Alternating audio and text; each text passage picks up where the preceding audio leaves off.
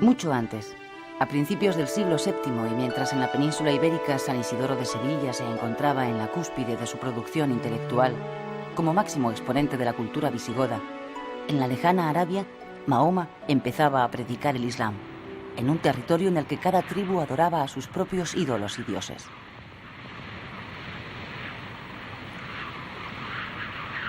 El islamismo, junto al judaísmo y el cristianismo, constituye una de las tres grandes religiones monoteístas. Se trata de una religión basada en 5 principios: la fe, la oración, el ayuno, la limosna y la peregrinación a la Meca. El Islam niega a Jesucristo como hijo de Dios y proclama a Mahoma como el gran profeta de Alá, que es la denominación que los musulmanes dan a Dios. Por aquel tiempo, las representaciones de todas las deidades existentes fueron destruidas y la piedra negra quedó como único símbolo de la nueva religión y centro de peregrinación para millones de musulmanes. A partir de entonces, el credo fundamental del Islam, no hay más Dios que Alá, constituyó el estandarte de la expansión vertiginosa de sus ejércitos.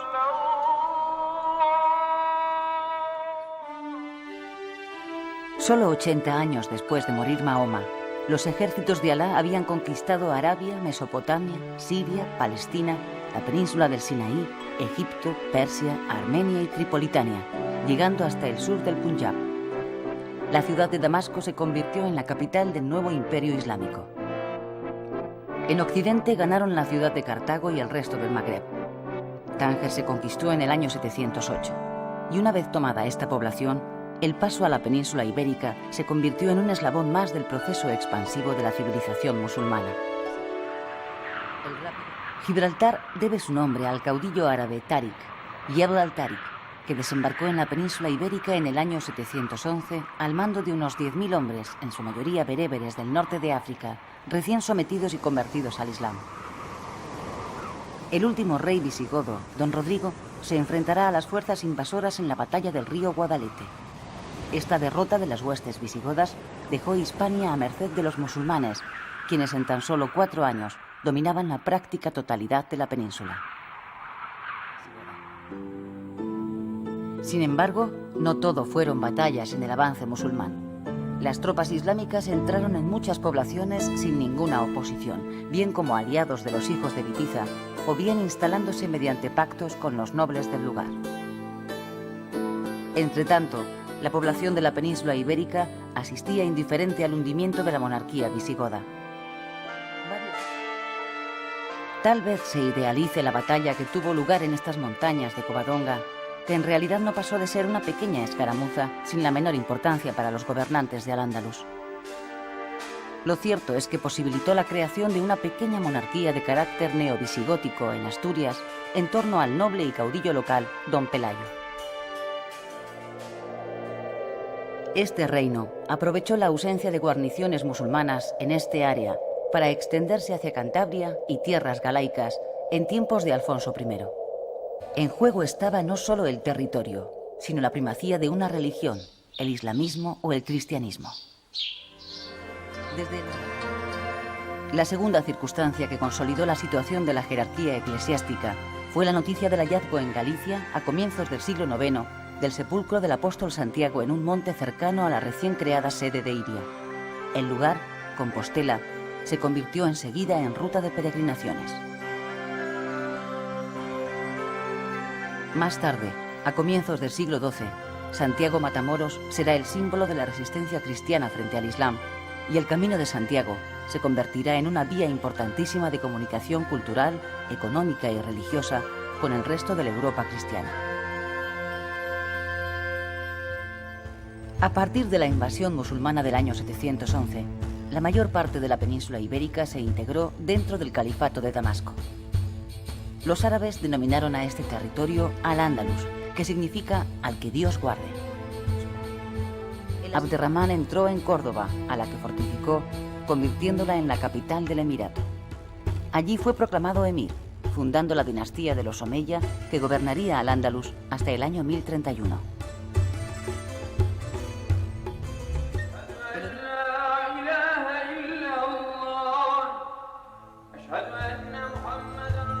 Una manera de entender cualquier civilización es la contemplación de una obra de arte que encierre en sí misma la esencia de todo su legado. La grandeza de la cultura árabe en España encuentra su mejor expresión en la mezquita de Córdoba.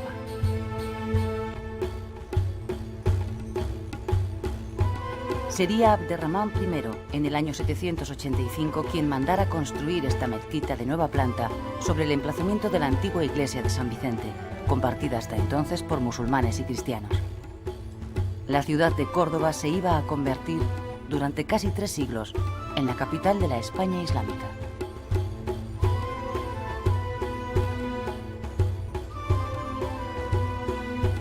Se encontraba un grupo cada vez más reducido de cristianos asentados en territorio musulmán, los mozárabes, que emigrarán hacia el norte en busca de la protección de los reinos cristianos.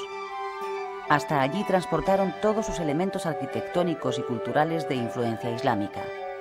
La iglesia de San Cebrián de Mazote, en Valladolid, es una buena prueba de ello. Estamos, pues, ante una sociedad híbrida compuesta por diversas etnias, 3 religiones y 2 culturas, la musulmana y la cristiana. El azar de los encuentros y de las relaciones amorosas hizo el resto. Los poetas... Las conexiones de Al-Ándalus con el Oriente Islámico fueron siempre muy fluidas gracias al comercio y las peregrinaciones a la Meca.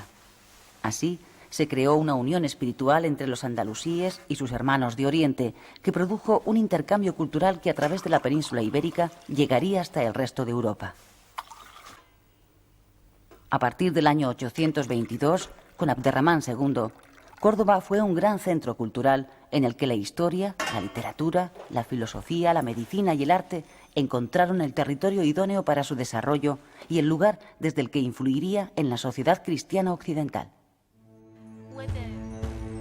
Todo este acervo cultural ocurría en el interior de unas ciudades hispano-árabes que no se diferenciaban apenas del resto de las ciudades musulmanas. Córdoba llegó a albergar una población cercana a los 100.000 habitantes en una época en que París o Roma apenas llegaban a los 40.000. La ciudad andalusí responde a unas costumbres y a una mentalidad muy distinta de las poblaciones hispano-cristianas. Las características de las viviendas musulmanas influyen con sus exigencias sobre la totalidad del plano urbano. La proximidad de las construcciones y la falta de aire que reflejan sus fachadas queda suplida por los patios interiores amplios, luminosos y en ocasiones ajardinados. Así los podemos ver ahora en los patios andaluces. Las transacciones comerciales entre la sociedad musulmana y la cristiana fueron continuas. La afluencia de objetos valiosos llegados a los reinos cristianos desde Al-Ándalus puede observarse en la cantidad de bienes suntuarios que se conservan en monasterios o catedrales. Por lo que se refiere a las relaciones con el resto del mundo musulmán, la Hispania islámica parece reclamar solo objetos lujosos, a la vez que exportó, sobre todo a Egipto, la madera necesaria para las construcciones navales. Al-Ándalus era vista en el siglo X como generosa en seda, dulce de miel, completa de azúcar, iluminada por cera de candelas, abundante de aceite, alegre de azafrán.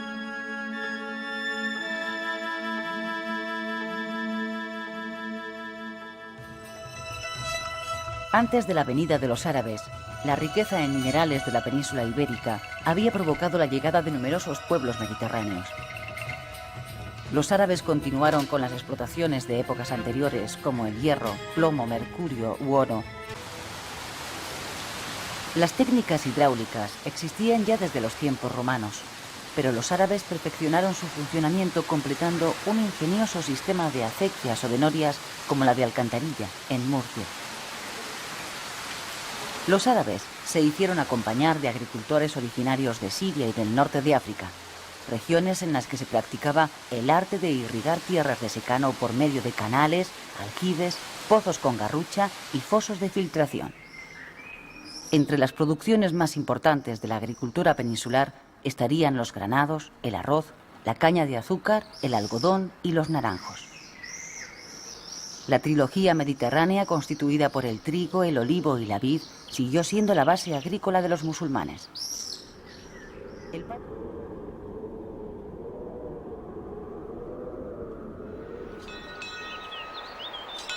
Al mismo tiempo que el reino de Asturias se consolidaba en torno a la cordillera cantábrica, en el área pirenaica, vascones orientales, navarros y grupos de hispani, los que más tarde se denominarán aragoneses y catalanes, crearon a partir del siglo IX una serie de condados al margen de los emires cordobeses que desembocarán en el reino de Pamplona y en los condados que integrarán la llamada Marca de Septimania o Marca Hispánica. Serían los mozárabes los que promovieron el culto al apóstol Santiago, impulsando las primeras peregrinaciones al sepulcro y convirtiendo el Camino de Santiago en la vía cristiana más importante de intercambio cultural.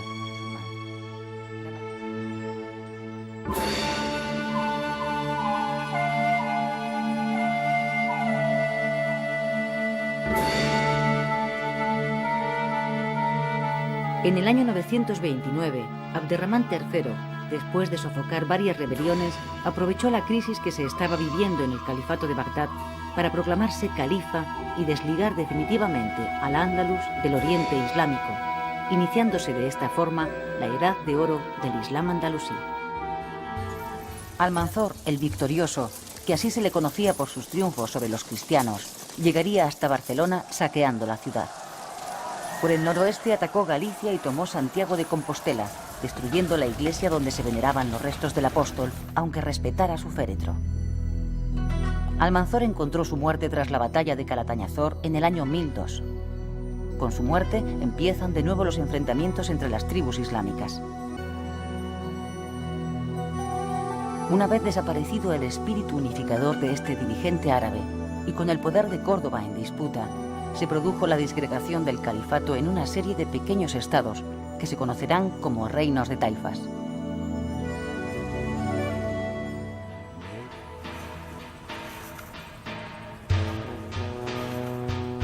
Con la desintegración del califato de Córdoba, los reinos cristianos que se habían replegado durante las acometidas feroces de Almanzor volvieron a tomar la iniciativa.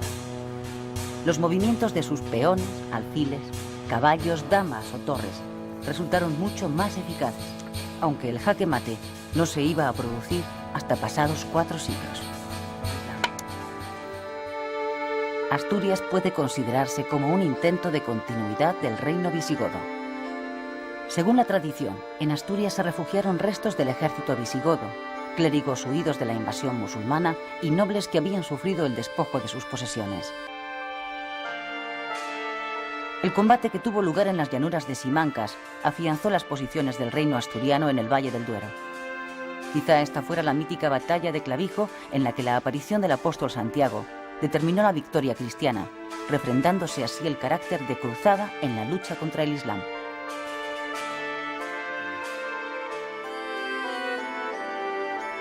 El actual templo de Santa María del Naranco, antiguo palacio de Ramiro I junto a la iglesia de San Miguel de Lillo, son los máximos exponentes del prerrománico asturiano, conocido como arte ramirense. Sobre el tablero peninsular, cristianos y musulmanes compiten por cada cuadrícula de tierra. La estrategia cristiana de ocupación del territorio avanza lentamente, movimiento a movimiento. Un tercer lugar de resistencia cristiana se formará alrededor del alto valle del río Aragón y de los actuales valles de Navarra y el País Vasco.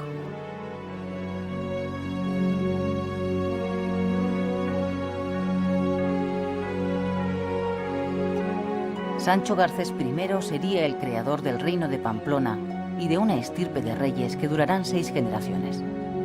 Pamplona fue desde el principio raíz y capital del reino que aglutinó una serie de territorios en el espacio político pirenaico occidental, creados en torno a la ciudad y a su sede episcopal. Sancho III el Mayor sería el fundador del monasterio de Suso, que situado en La Rioja, muy cerca de Navarra, acogerá el origen del idioma castellano. En ese momento, los dominios del rey pamplonés abarcaban desde Palencia hasta Roda de Isávena, mientras que la frontera con el Islam pasaba por poblaciones como Loarre, Murillo, Biel o un castillo. Sancho III llegó a intitularse Rey de las Españas a raíz de su matrimonio con Doña Sancha, heredera del condado de Castilla. Pamplona era entonces el reino cristiano más poderoso de la península. El testamento de Sancho III el Mayor fruto de su política matrimonial y de sus conquistas, supuso la crisis del reino de Pamplona. A causa de esta herencia, se crea el nuevo reino, mucho más debilitado para su hijo mayor, García Sánchez III, un condado de Castilla para su hijo Fernando I, primer rey de Castilla, el reino de Aragón para su otro hijo Ramiro I, mientras que Sobrarbe y Ribagorza quedaban para su último hijo Gonzalo. A causa de esta sucesión nacían dos nuevos reinos, Castilla y Aragón.